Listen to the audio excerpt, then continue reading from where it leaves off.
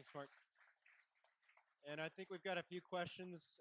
So questions for Brian, Jake, Mark, Dale. Let's get right into it. Mark, what are you guys replacing the wall insulation with? If you're pulling all the insulation out, what product do you like to use to replace with? So 90% of the time, 90% of the time, we don't have open wall cavities. So, you know, the drywall or the plaster wall that we keep inside, we'll usually do things from the outside of the house where we take off some siding, trench out, take out the substrate, remove that, and then we remove that old insulation. Then we're dense packing cellulose in there. So it's true, it's tested, it's a low impact material. Oh yeah, yeah, yeah. And Dale just reminded me. You know, one of the key parts that in houses that have 2 stories to them, one of the big places that's always missed is that was never done was the rim joist between the first and the second floor. So that's a part that we really take a lot of time in, and this is something that it really can change how the house performs because now you don't have this just this one measure. Yeah. And nothing else but that one measure too.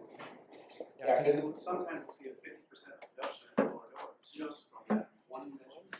Especially on a balloon frame construction. So opening that up right in between the first and the second floor, key part. So in that case, we use some foam. We'll use onion bags and cellulose. We have a couple of tricks that we do when we're doing that one. Sometimes it's a hard spot to get to.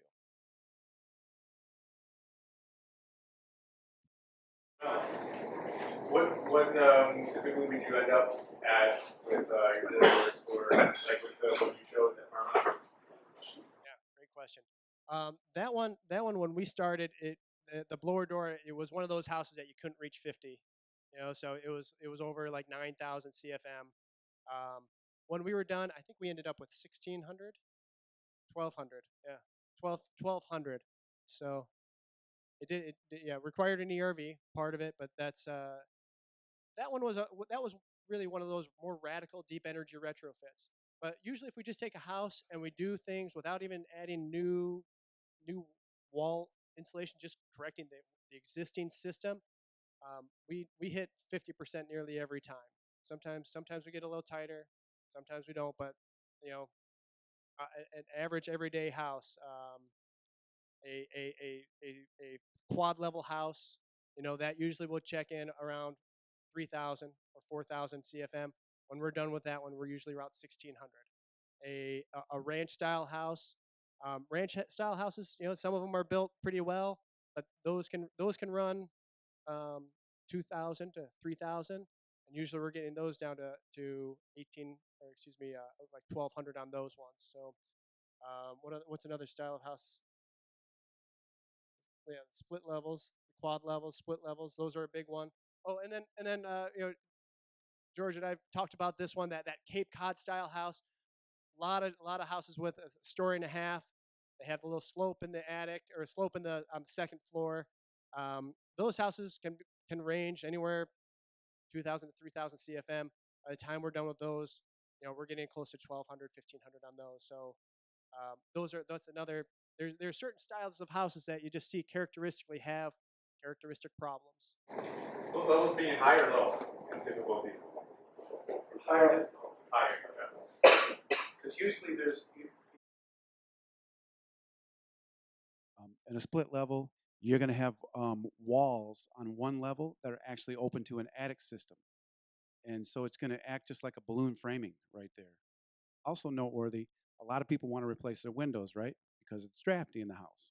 Well, something about convection. For every CFM that's lost out through your air losses in the attic, that air's got to come in from somewhere. Usually from the dirtiest, nastiest place of the home, which is the foundation and whatnot. By sealing up both, usually people claim that, well, now my windows don't feel as leaky.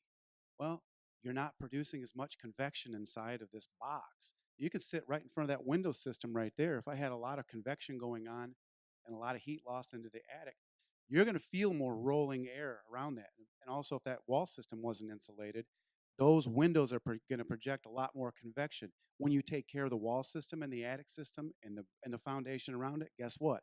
You'll sit in front of the same windows, and you'll feel usually 50% less of that draft just from that alone.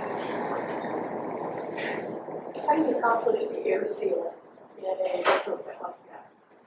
So we mainly accomplish it through single part foam, through using some rigid foam in certain spots. You know, if we have to cover an area, basically we kind of look at it. If it's bigger than an inch, we're usually covering it with some solid material like a rigid foam. We also have used, there's a couple other products like Armafoil, Prodex. And we'll use some of those occasionally where we use that. We'll put that in there and we'll caulk it in place, staple it down, and then caulk it in place.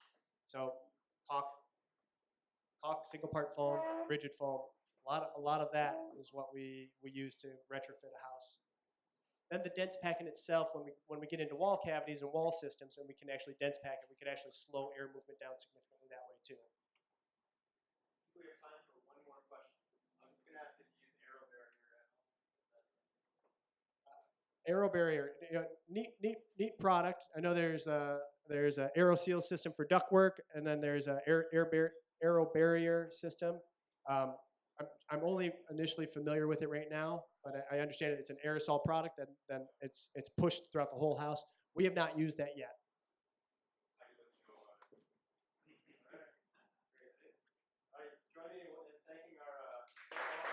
Thanks a lot, everybody. Let me just plant one seed in your mind. There's one thing we didn't talk about today. Some new products on the market. Mark and I are kind of on the cutting edge of a lot of different products because we're always trying to solve problems. Where your rafter tails die down in the attic, there's a lot of heat loss going on right there. Aerogel technology. Remember that word, aerogel, because we can get very high R values out of small spaces now. It's not cost effective yet, but it will be soon. Also, if you have a masonry structure with no insulation in the walls, this is something I go toe-to-toe with municipalities and historical districts all the time. Let us consider modeling that facility that's all masonry and adding 4 inches of foam to the exterior of that. And let's look at the magic that can happen right there. I know it kills the historic value, but let's face it, at a certain point, we're going to have to convert our thinking too from historic or hysterical in some cases to science, just plain science.